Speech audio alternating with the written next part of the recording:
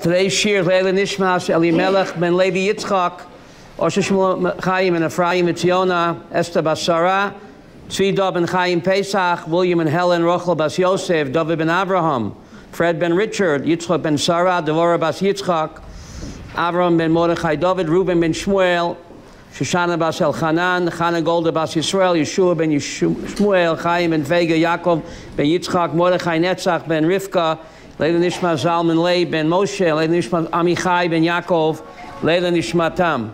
Today is 9/11, and so I figure we'll talk about why good people suffer. You remember those horrible sights of people jumping out of the burning building? Remember that, Yechiel? People were jumping from the burning building, right? Holding hands, right? So why good people suffer? The Mishnah tells us in Avot, you don't have it on your sheets, the Mishnah tells us in Avot, Ein biyodenu lo mishlavas harishoyim, va'af lo misur tzadikim. The Mishnah in Avot tells us, we don't know why wicked people have calm and tranquility in their lives, and we don't know why righteous people suffer. The Mishnah in Avot chapter 4 in the Chumash, so we might as well go home right now, because the Mishnah says we just don't know. Ein biyodenu. We don't know why righteous people suffer and why wicked people prosper. Okay? We don't have the answer. So do we go home, Abraham? No. Not yet. Because the Chinuch tells us, when he gives reasons for mitzvot, Nechama, the Sefer Chinuch gives reasons for mitzvot, he calls them tam ha-mitzvah. Now, Chava, you know Hebrew. How do you say reason in Hebrew? Sibah. So the Chinuch should say, I give you the Sibah ha-mitzvah. But no, John. He says, I give you Tam ha-mitzvah. What does Tam mean? Taste. A flavor. The Sibah, we don't know. The reason, we don't know. How can we figure out the divine mind? Right, Lillian? It's impossible. But the Chinuch says, I'm going to give you a taste of the mitzvahs. He doesn't call it Sibah, which means reason in Hebrew. Because the reason is, Nechama, we just don't know. Are we going to figure out his mind? The infinite? So he gives us Tam ha-mitzvah. The reason is unknown. So the same thing over here. The reason of why the righteous suffer and the wicked what? Prosper. Only he knows. But we can give Tamim. David, we can give Tamim. We can give taste. Abraham, taste. Okay, so let's begin. Let's begin, and it's appropriate. Today is 9/11, right? Why we suffer? Well, a Jew answers a question with a question. Why we suffer? Why do women desire to become pregnant? Don't they know they're going to have morning sickness, and they're going to have all sorts of problems, right? Why do women desire to become pregnant? It's not on the, we're not up to the paper yet. Stay tuned. We're not up to the paper yet. So why we suffer? Why do women desire to become pregnant? A woman, the worst pain in the world is the pain of giving birth to a child. The labor pains right before birth are the most severe, right? Yeah, well, according to my wife, she tells me that the most severe labor pains is right before the birth of a baby. Why does a woman put herself through that? Why does she desire? You asked your mother, or you wouldn't be sitting here. I asked my wife, okay? They were put to sleep in those years. Okay, so why does she go through that, Chava? The payoff. There's a payoff, right? What's the payoff? A bundle of joy. The Zohar says the same thing is our suffering, Rabbi Yaakov. Our suffering is our labor pains to be born into Olam Haba. You hear that? Yes. We are going through labor pains.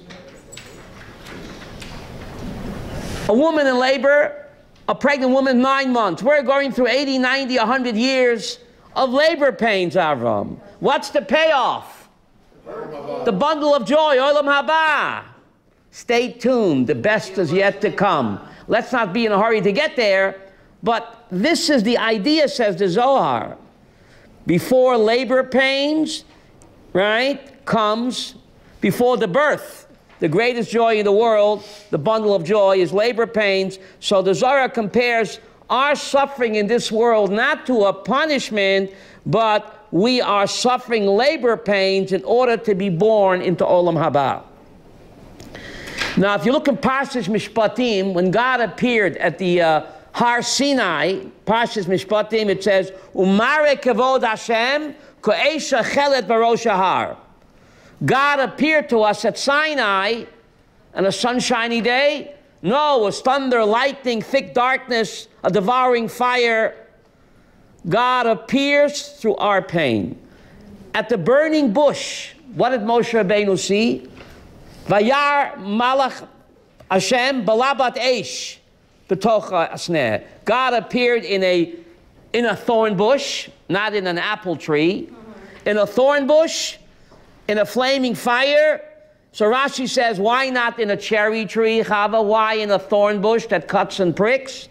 So Rashi quotes a pasuk in Tehillim 91, Imo anochi b'tzara.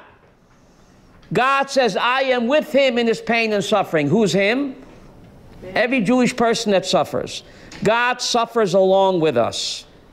And the suffering is labor pains, says the Holy Zohar, to be born into Olam Haba. Now it's amazing. What does the Malach tell him? Take off your shoes, holy Moses. Hamokam asher ata omed admat kodesh. The place where you are standing is holy ground. Why is it holy ground, John? It's somewhere out in the Sinai desert. It's not part of Eretz Yisrael, the Chofetz Chaim asked. Why is it holy ground? It's not part of Israel. It's Chutz La'aretz, Leah. So the Chofetz Chaim says, when we suffer, Hashem is there and also suffers. So if Hashem is there, it's holy ground. Wherever a Jewish person suffers, it's holy ground, says the Chofetz Chaim. Because Imo anochi b'tzara, since God suffers along with us, so therefore, it's Atmas Kodesh. Because when a Jew suffers, God is there suffering with him. Memela, it becomes Atmas Kodesh, even what? Outside of the land of Israel. So the Torah was given on a mountain. Why not in a valley? You have to be humble, Chava. Why wasn't the Torah given in a valley? Why in a mountain? We must be spiritual mountain climbers. So our pain in life is our labor pains, to give birth to our godly soul in Olam Haba. To give birth to our, we're waiting, right? This is just the pregnancy stage, says the Zohar. We're only born after we die. You hear the paradox? The Zohar says the death of the body is the rebirth of the godly soul. So all of us are waiting. Let's not be in a hurry to get there, right? Because we have a lot to accomplish down here. But the suffering here is waiting to give birth to our godly soul. So next time we have a bad hair day. Chava, remember that, a bad hair day? Remember, it's morning sickness, Abraham. Morning, M-O-R-N. You have a bad hair day, things are not going your way. It's morning sickness. We are pregnant. We're giving birth to our godly soul in Olam Haba. Why good people suffer? Well, in Parshas Tetzaveh, it says the Kohen, to obtain the precious olive oil for the menorah, says katit lamor. He has to pound and crush the olive to give light. Nechama, is the olive being punished? The Kohen pounds and crushes the olive. Lamor. Because he doesn't pound and crush the olive, he'll never get what? The light for the menorah. That's us. When we suffer, it's not a punishment. We are katit lamor, says the Zohar. We are being pounded and beaten to obtain the precious light. Only when the going gets tough, do the tough get going. To get to Or, the olive is not being punished. But there are no shortcuts. To get the precious light, You have to pound and beat the Aleph, and that is us. Now, why did Hashem put Abraham through the agony and the anguish of the Akedah? You ever wonder, Rabbi Abraham? Rabbi Abraham, why did God put Abraham through the anguish and the Akedah of the Akedah? Imagine for 3 days thinking that he has to murder his beloved son. Can you imagine, John, the anguish and the agony Abraham went through? So the Torah says to test Abraham, to test him. Doesn't God know the future? Why put him through such terrible agony? The Torah tells us in Parshas Ekev, Laman anoischa. Why does God afflict you? L'nasoischa, to test you. L'dat, to know, asher belavavcha. The reason of all suffering, Chanoch, is not a punishment. The Torah says in Deuteronomy 8, Parshas Ekev, Laman anoischa, Chava. Why am I afflicting you, says God? We're not up to the sheets yet. L'dat, God says, I want to know, asher belavavcha, what's in your heart. Hatishma mitzvosa, will you keep my commandments or not? Doesn't God already know? Chanoch. He has to pound and beat me to test me. He says in Deuteronomy 8, all suffering is a test that God wants to know, will I be loyal to him or will I cut and run? But Sharona, doesn't he know the future? Doesn't he know? Make the kasha more difficult. After the Akedah and Abraham passes, you know what God says to him? Ata yadati. Now I know, kirei Elohim ata. Now I know, Yehuda, that you're a God-fearing man. How could God say that? Didn't God know yesterday? All my troubles seem so far away. How could God say, now I know, Beryl? Now, we've been little kids learning this every year.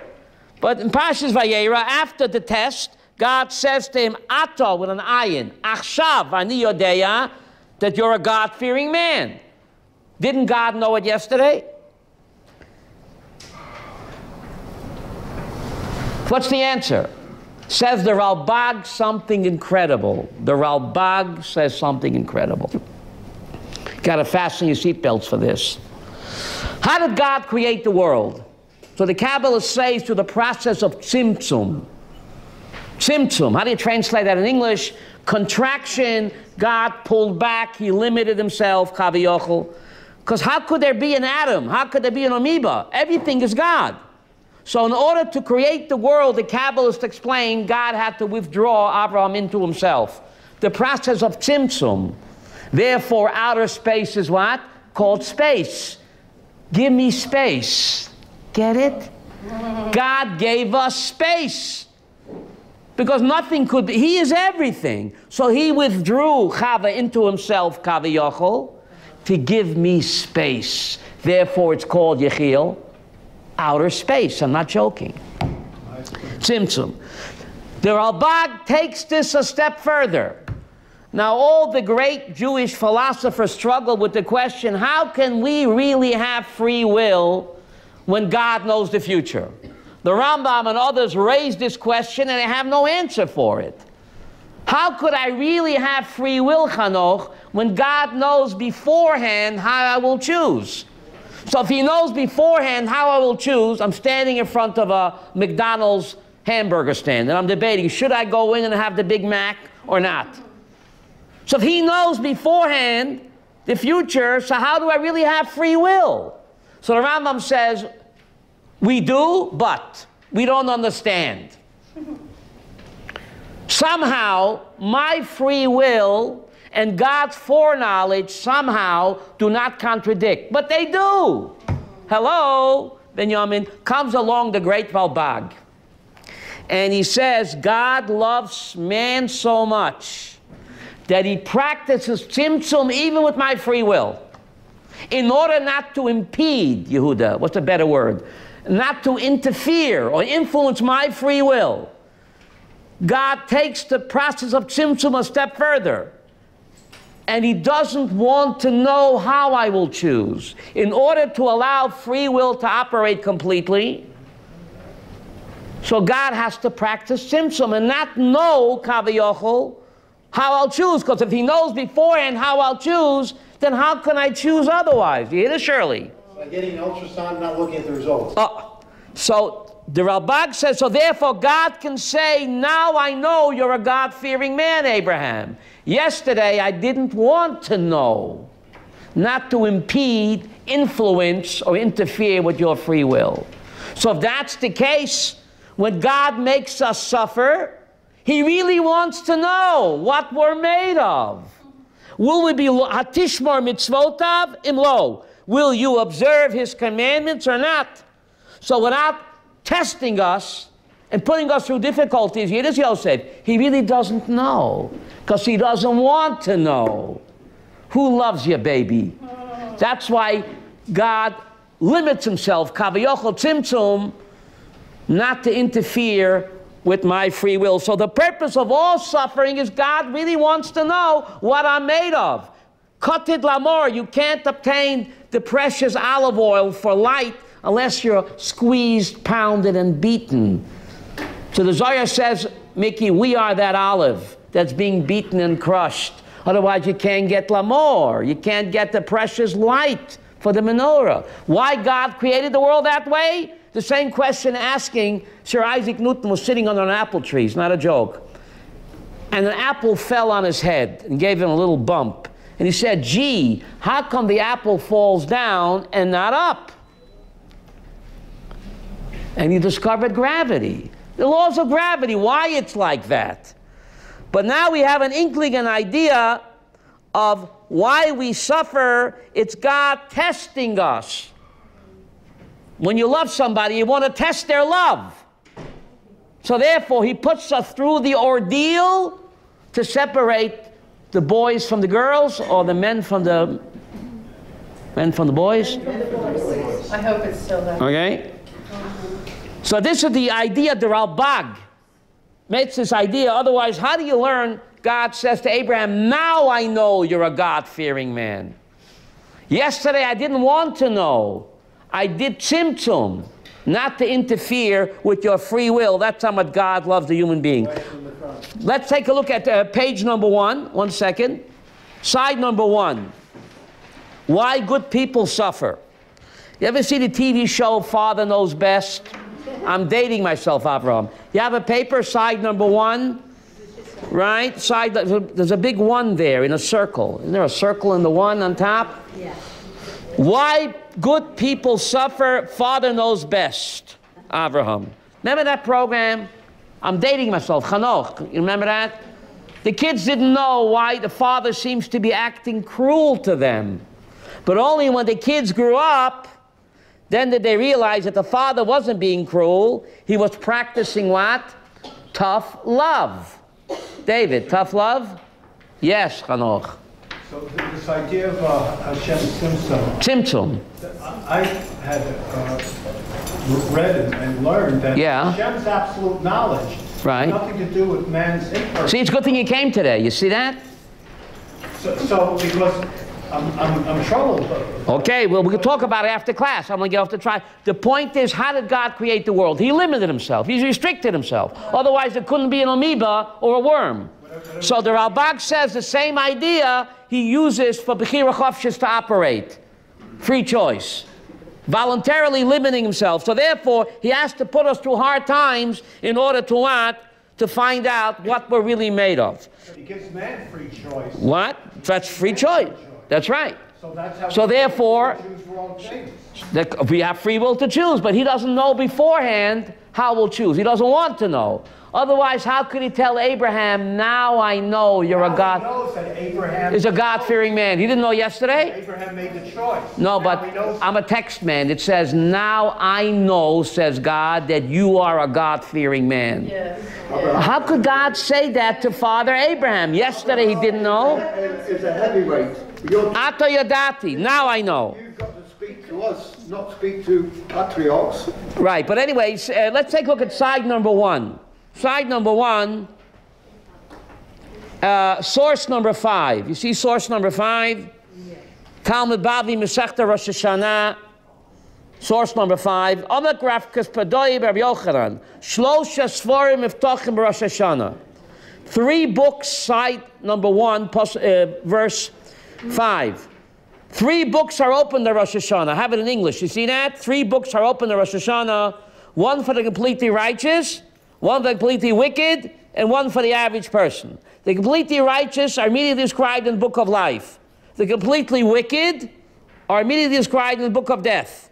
So a completely righteous person and a completely wicked person doesn't need Yom Kippur. It's all over when, Yehuda?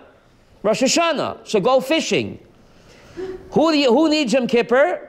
The average person is kept in suspension from Rosh Hashanah to the Day of Atonement. If they deserve well, they're put in the book of life. If not, lo yaleinu. So it's a very bizarre Gemara. It says that a tzaddik, gomer, a rasha, gomer, it's all over for them when? Avraham Rosh Hashanah. They don't need Yom Kippur. Who needs Yom Kippur? A Beinoni. Now, how many Beinonis do you know? What's a Beinoni mean?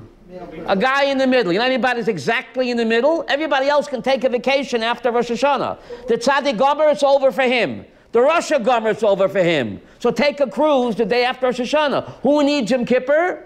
The Beinoni. How many Beinonis are there? How many? Are we supposed to judge who's a Beinoni? So the Rambam tells us, Malka, on the side, Kol Adam, every person has to consider himself Chetzya Zakai, the Chetzya Chayav. Every person has to consider himself a Beinoni. He's 50-50, 50% mitzvot and 50% averot. If you do one mitzvah, you tilt the scales for you and the whole world, the kafschus. If you do one averah, you tilt yourself and the whole world, lo yaleinu, the other way. So every person is a Beinoni. It's up to him. Now, how does the Rambam know that? How does the Rambam know that every person is in the middle? He's 50-50 and the world is 50-50. So it hangs on one deed, positive or negative. How does the Rambam know that? From last week's Parsha, in Parshas Re'eh, the Torah says, Re'eh, I place Lefnechem Bracha Klala. Now, Re'eh is Lashon Yachid, right? I see, God says, see, that's Lashon Yachid. I place in front of you Lefnechem Bracha Klala. Why does the Torah start off Yachid, Re'eh, you should see, and Lefnechem, plural? I put the Bracha and Klala in your hand, Mr. Individual, and then the Torah switches to what? The klal. To the klal. If you start off with Yachid, you ask any grammar teacher, Yechiel, you start off Yachid, you don't switch to a rabbim in the middle of a sentence. God knows Hebrew, right? So why? You got the whole world in your hand, you got the whole world. I just couldn't resist. You got the whole world in your hand. You got the whole world in your hand. That's the pasuk. Re'eh, you see, Mr. Individual, the bracha and klala, lifnechem. Whether you do a mitzvah, you get a bracha, or a lo yaleinu avera klala, it's not just you, it's the whole world. You and the whole world are 50-50. You got the whole world in your hand, Abraham. So that's how the Rambam knows from this pasuk, you do one mitzvah, you're saving yourself and the world. Because you and the world are 50-50. One avera chas v'shalom, a klala, not for the person himself only, but also for what? Wow. For the whole world. So therefore it starts off Lashon Yachid, you, the blessing and the curses are up to you, but you control Lifnechem. You got the whole world in your hand. So it's up to us. So all of us are what? Chetzya Zakai v'Chetzya Chayav. Look at source number 6. Now, is it true that the tzaddik gets inscribed for life and the rasha gets inscribed for death? Is that true? We see it's otherwise. And Kohelet is not afraid to ask the question, Yehuda. Source number 6. You see Kohelet? Hakol re'iti b'mei hevli. Yesh tzadik oved b'tzitko, v'yesh rasha marich raso. What does Koheles say?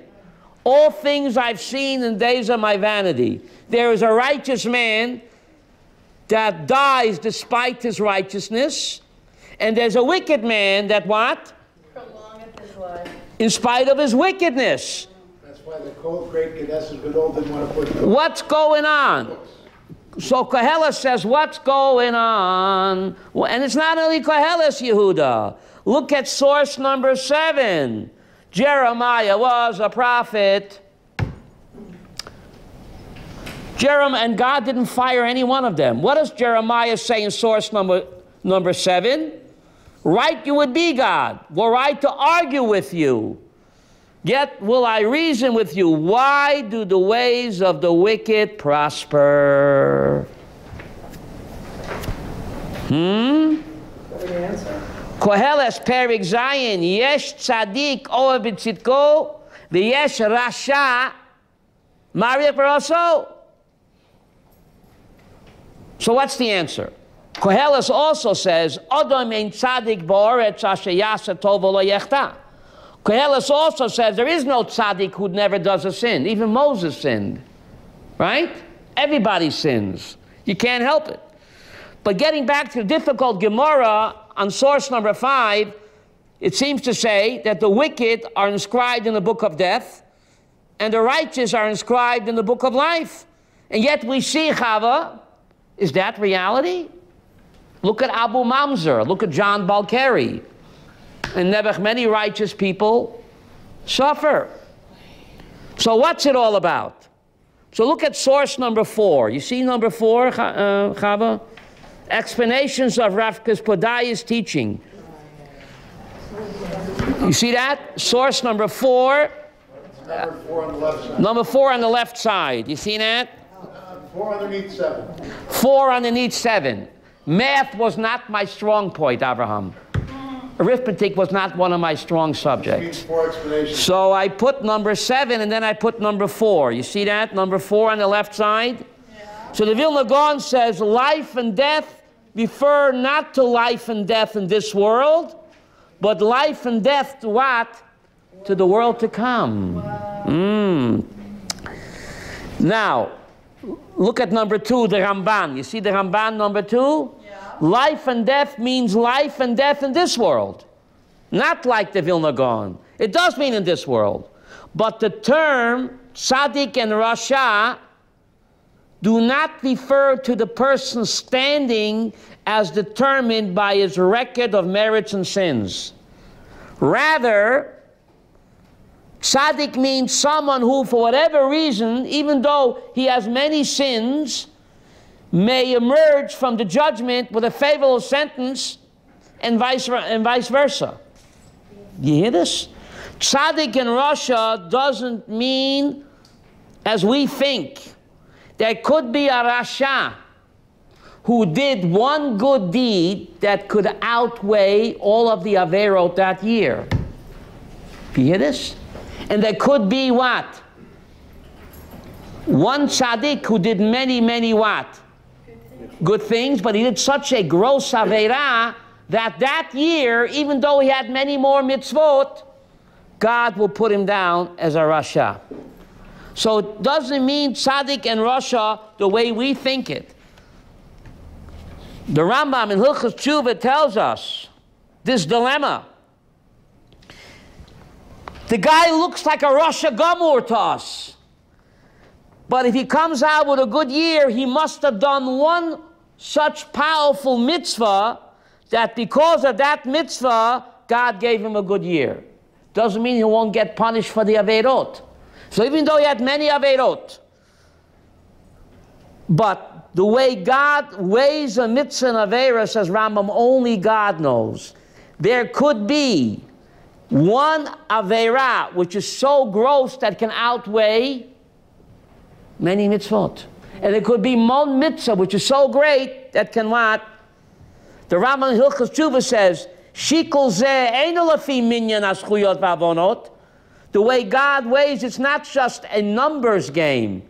It's not quantity el lefi gadlam. But what? Quality. Says Rambam Hilchos Tshuva. You don't have it, the Hilchos Tshuva. Yesh zchut. There could be one mitzvah. Shu keneget kama avonot. There could be one mitzvah that the Rasha did in that year that can outweigh what? All of his averot. He'll get whacked. But this year he comes out ahead. And there could be one tzaddik that he did many mitzvot, but he did such a gross averah that lo yaleinu that year, God what? Gave him a negative year. And only God knows how to weigh and measure the zchuyot keneget avonot. Only God knows how to weigh, appraise, and assess the value of every mitzvah keneget an averah. So it's not lefi minyan. What does minyan mean? Quantity el lefi gadlam, according to the quantity of the mitzvah and averah. And to prove it to you, the Ramban says something amazing. Back in our sheets, Moshe Rabbeinu, in the year that he hit the rock, I don't want to sound blasphemous, Chanoch, but Moshe Rabbeinu, in the year that he hit the rock, I am a rock, and he was going to die that year. That Rosh Hashanah and Yom Kippur, how did God judge him? I don't want to sound blasphemous. Avram, help me here. The Ramban says this. Rasha v'tzadik b'dino. Moshe Rabbeinu was a great tzaddik, but he did such a sin that year when he hit the rock and he called the Jews rebels, that year God wrote him down. I don't want to say the word. Right? Was he a tzaddik or a Rasha that year? I don't want to say, but I don't want to say, but you get the picture. Moshe Rabbeinu, the biggest tzaddik in the world, but he hid one sin that God wrote him down, that Rosh Hashanah, that he has to die. So tzaddik in Russia doesn't mean overall. It means bedino. How do you say that in English? In that judgment, for that hour, for that day, for that Rosh Hashanah. Right? Great tzaddikim, everybody makes mistakes. So the year that he dies, that year he was written down not as a tzaddik, even though overall he, what is a tzaddik? Right? Now, if you look at the source number 8, see source number 8? Right side, 8. 8. Kiyer Riv Bein Anoshim. This week's Parsha. No kumikidinki, Yechava. This week's Parsha, source number 8, Deuteronomy 25. If there is a dispute between people, and they come into judgment, and they are judged, the tzaddik is justified, and the Rasha is found guilty. What does that mean? Huh? A tzaddik and a Rasha. They argue. There is an argument between two people. They come to Bezdin. Bezdin calls one a tzaddik and the other a Rasha. Even though the one who's called a tzaddik might be a lowlife. But in this dispute, Nechama, in this dispute he's called what? A tzaddik. And the other guy might be a great tzaddik, but in this dispute, Bezdin rules that he's what? A Rasha. You see how it works? It's incredible. Kiyiriv bein anoshim. People argue and they come to the mishpat. V'tzdiku at tzaddik. And the Bezdin says, this guy, in this dispute, you're a tzaddik, and the other guy's a Rasha. Even though overall, John, there's no contest. But in this dispute, the same thing with Rosh Hashanah. For whatever reason, Moshe Rabbeinu, the year that he hit the rock, God considered it such a gross sin that he put him down, not as a tzaddik, the greatest tzaddik who ever lived. Okay? Now, look at the next, Deuteronomy 25:1. Death is not always a punishment. We'll see soon. Death is not always a punishment. Avram died 5 years before his time. 175. Right? 175 instead of 180. Right, no. Avram died instead of 180, he died at 175. But look at number 3, Ravad. Life and death do not necessarily refer to the current year. Rather, every person. You see number 3? Says Ravad. Number 3, Ravad, number 3 here, right, in the bottom. Ravad, number 3, life and death do not necessarily mean to the current year. Rather, every person is born into the world with an allotted lifespan. If a Rasha dies at 90, perhaps his original time was what? 95, right? And even a Rasha has some good traits. There was a book about Jewish gangsters, Elisheva. It's called "But He Was Good to His Mother." They were good to their mother, so that's why they prospered, right? One guy, he never killed anybody. He never killed anybody on Shabbos. Not a joke, right? They gave a lot of money to Golda Meir when she came collecting. Okay, you see that? Yeah, that's right. Now, the way God judges, not the way we understand. A person could be a tzaddik all year, but on Rosh Hashanah, maybe not a tzaddik, and a guy could be a Rasha all year. How does God judge a person? Look at source number 9. It's incredible. Look at source number 9. You see that? Number 9, Beryl. Rabbi Yitzchak. Ein danenes Adam elefi ma'asav she'olto shah. You see number 9? God judges a person lefi ma'asav she'olto shah. What does that mean? That hour. Shenemar Kisham Elakim El Kol Anar Bashihu Sham. Remember? Very strange Torah reading on Rosh Hashanah. One day we read the Akedah. That makes sense, because Akedah's Yitzchak took place when? Rosh Hashanah. But the next day we read something, buddy, from left field. We read how Avram and Sarah expel Abu Mamzer from their house. I mean, Yishmael. Does it make any sense? Sure. What does it got to do with anything? Yosef. The second day of Rosh Hashanah, you read where Avram and Sarah kick out Yishmael from the house, and he's dying of thirst. And the Malachim say, let him die, because his descendants will be blowing up God's children on buses and pizza shops. So God says, Ba'ashahu Sham. I only judge a person as he is at that point. Now he's not terrorizing anybody. So I judge a person, how is he now? It's now or never. So why do you read this on Rosh Hashanah for, Avram? Why? Avram and Sarah kicked out Yishmael, and God didn't let him die, even though it was a Rasha. But now he's not a Rasha. So we read that on Rosh Hashanah. Gives a person, how do you say, chizuk, chava? Even though he was... Encouragement. I'm not worse than Yishmael. If he's doing tshuva on Rosh Hashanah and God makes him a tzaddik, then I'm not worse.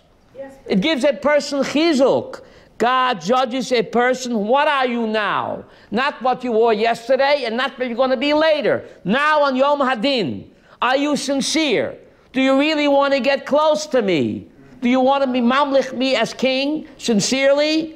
That's all I care about. What an incredible idea.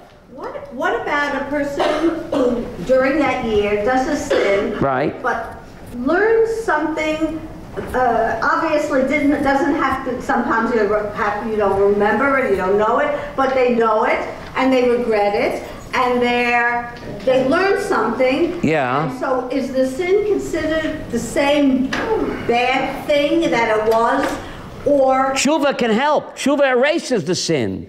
Yishmael did tshuva on Rosh Hashanah. So if he can do it, David, I can do it. It gives me chizuk, not to fall into yiush. How do you say yiush? Despair. Otherwise, it's bizarre, buddy. Why do you read on Rosh Hashanah that Abraham and Sarah kicked Yishmael out of the house? For 2 reasons. And the Malachim said, let him die. He's going to terrorize Am Yisrael. But God says, now he's not a terrorist. He buried his phone. Maybe. What? And he helped bury his phone. He did tshuva. So look at the awesome power of tshuva. Let's go to side number 2. 1 minute. Side number 2. Does God have a plan? Yosef.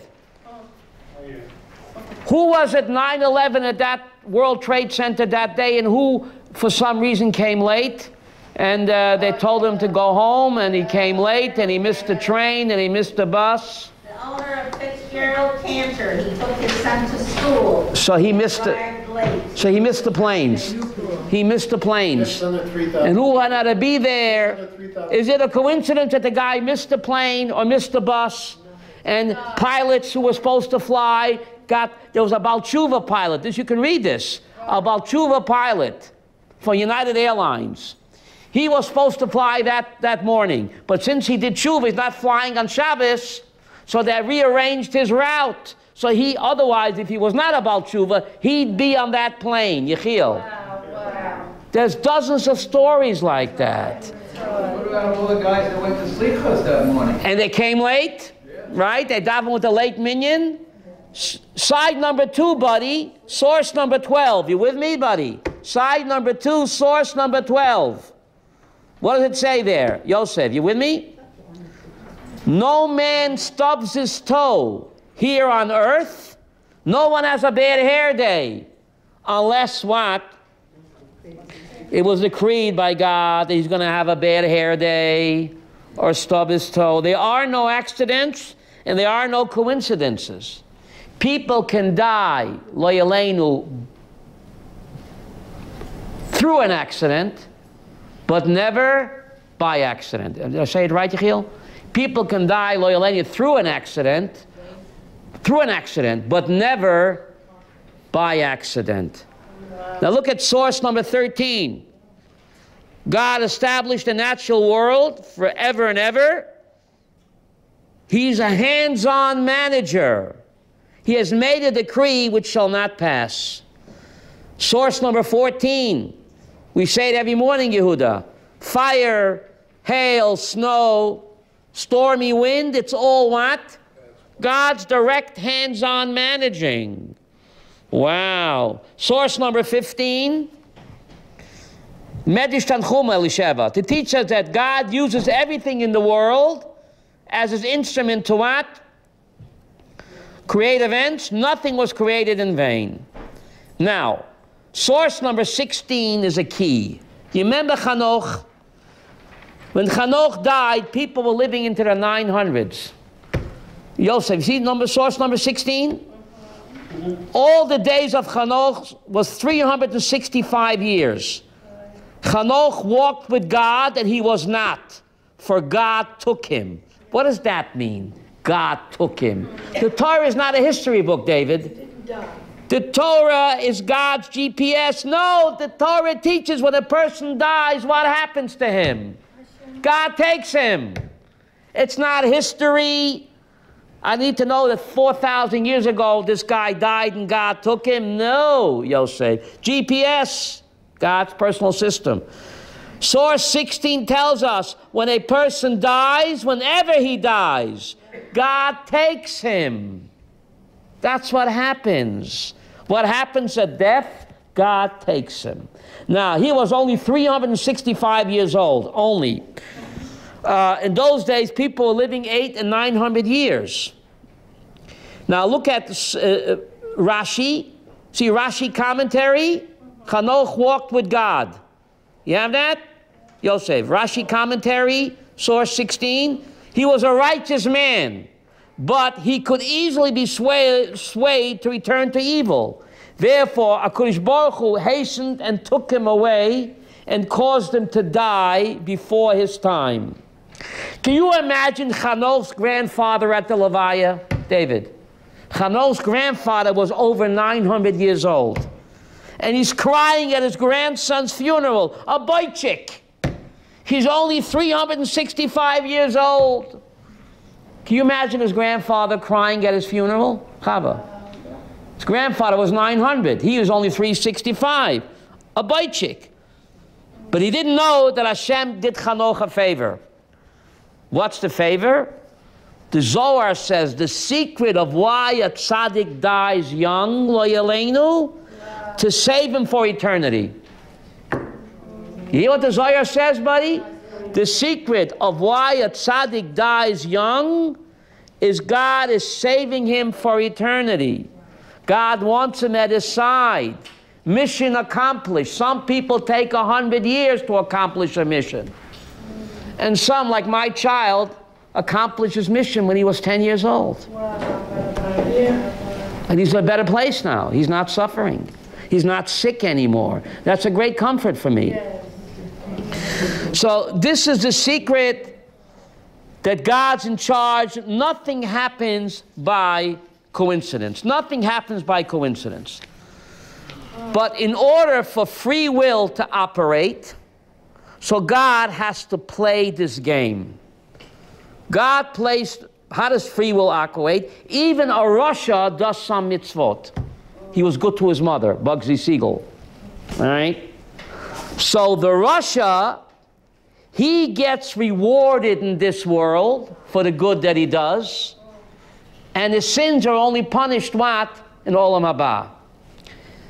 King Solomon says, Adam ein tzadik ba'oretz asiyasa tov lo yechta. There is no righteous person who what? Who never sins. So the tzaddik, for the sins that he does, gets what? Punished in this world.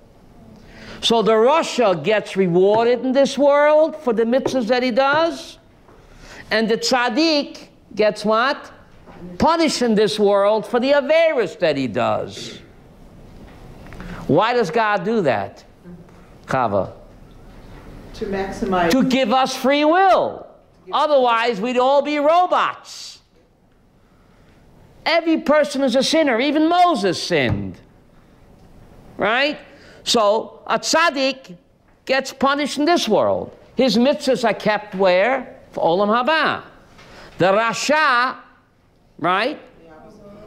Who does some good, he gets rewarded for his mitzvahs in this world. So it looks like he prospers. But oy vay vay, what's waiting for him?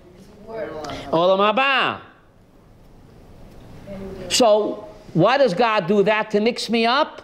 No, Nechama, to give me what? Free choice. Otherwise I'd be a robot. Another explanation is God deals with the person as he is. Our Rasha doesn't believe in the afterlife. Our Rasha believes what? What I see, what I can get. So for the little good that he does, God has to reward him in this world. Because he doesn't believe in an afterlife.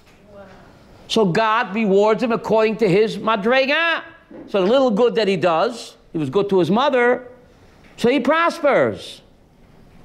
The tzaddik knows that there's a better world after this. You're going to reward a tzaddik in this world? Says the Chofetz Chaim HaKadosh. He used to have a grocery store. A tzaddik knows the score, Shoshana. He knows that the rewards in Olam Haba are a zillion times greater than what? Any reward you can get in this world. Is God going to buy off a tzaddik in this world with a lollipop? Says the Chofetz Chaim, he used to own a grocery store. So a guy would come into my store with a million ruble note and say, I want a lollipop, Chofetz Chaim. He's going to give me a 1,000,000 ruble note to buy a lollipop, and I want change. Get out of here. Chofetz Chaim at a grocery store, Chanoch. He says, all the pleasures in this world is a lollipop. Lollipop, lollipop. How long will it take you to finish a lollipop? Right? How long will it take to eat a lollipop? Eat a steak. How long will it take to eat a steak? Right? And then it's over. Then you have heartburn. From a steak? A lot of seasoning on it, right? Right. So is God going to give you a $1 billion ruble note to buy a lollipop? No, they're willing to work. So where God can reward you in Olam Haba. Not going to buy off a tzaddik with a lollipop. The Rasha only knows the lollipop. He doesn't believe in Olam Haba. So that's what he gets. What you see, Avraham, is what you get. But not the tzaddik. The tzaddik knows that this world is only what? An illusion. Now you see it, now you don't. Now the steak is here, now it's gone. Huh? Right. So I'm going to buy you off. So God holds back for the tzaddik. He punishes him in this world for the little bad that he does, because every person does bad. That's not a punishment, it's a tikkun. But the reward is left for what? For what? For Olam Haba. So punishment is what? There is no punishment. We call it punishment. God calls it root canal. Okay, so the root You know, I'm not joking. Root canal. Olam Haba is a great feast. How are you going to enjoy the feast if you have rotten teeth? So first you have to get root canal. Is the dentist punishing you, you bad dentist? No, it's not a punishment. So is the root canal the Holocaust? Is that the root canal too? That's root canal. The Holocaust, what's the answer? Oh, please, we can't go there. We can't go there. It's too big. Right? It's too big. Holocaust is not a root canal. Well, Holocaust was a major root canal. Right? There's a cheshbon that we don't know. That's a future shiur coming up. You must have ESP, Yosef. After Sukkot, does God create evil? So you have to come back for that. Does God create evil? How could God allow the Holocaust? We'll try to tackle that after Sukkot. What? Does God create evil? How could evil exist? God is the father of everything. How could he allow the Holocaust? So, Bli Neder, after Sukkot, we'll deal with that. But a lady had a question here? I wanted to Yes. say that it was interesting about Avraham Avinu that he kicked, that he didn't want to kick Yishmael out of the house. Right. But God said, listen to your better half. Listen to the Bible. no, but that wasn't, what I wanted to say was that God did not allow Abraham to engage in misplaced chesed. And we're famous Jews are famous for doing this misplaced chesed. Giving money to the Palestinians, the poor Palestinians, the poor, God. You're right. Giving them Misplaced chesed. But God didn't allow him to engage in That's right. Listen to your wife and Malka's making a very deep, making a very deep point. By Jews, we always say gomel chesed. We never say chesed. We say gomel chesed. You ever wonder? Gemilas chasodim. Malka raised a very profound person. What does gomel mean? From the word gamal, camel. What in the world has a camel got to do with chesed? Elisheva, are you sitting down?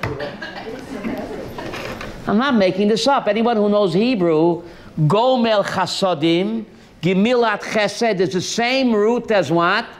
I'd walk a mile for a camel. I don't get it. I never saw this. So the answer is like this. Please hear me well. Unlimited chesed can produce a Yishmael. Avram was too good to him. And Rivka did the same. The chesed was not gomel. A camel stores water in its hump and uses it in measures, not all at once. Otherwise the camel wouldn't make it through the desert, Yechiel. In the hump of the camel is called a gamal because the water that he gets is measured in what? In portions. It's allotted, it's rationed as he needs it. So we say gomel chesed. We do chesed, David, but it has to be like a camel gets water in the hump, measured in doses. Because chesed, without the measuring and the limitation, can produce an Abu Mamzer, can produce a Yishmael. And Rivka did the same thing. So Sarah, with Yitzchak. So we are gomel chesed.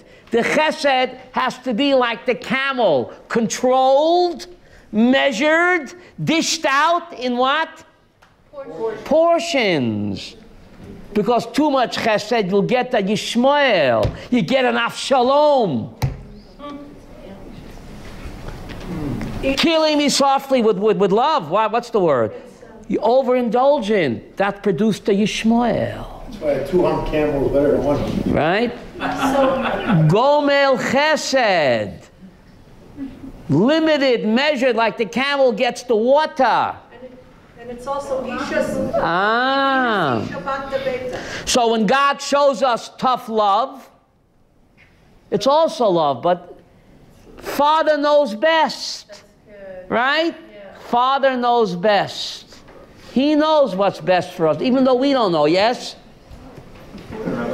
Yes, Shalom. Speak up. I was going to speak philosophically, but I think a lot of us who have experienced personal tragedy, like myself.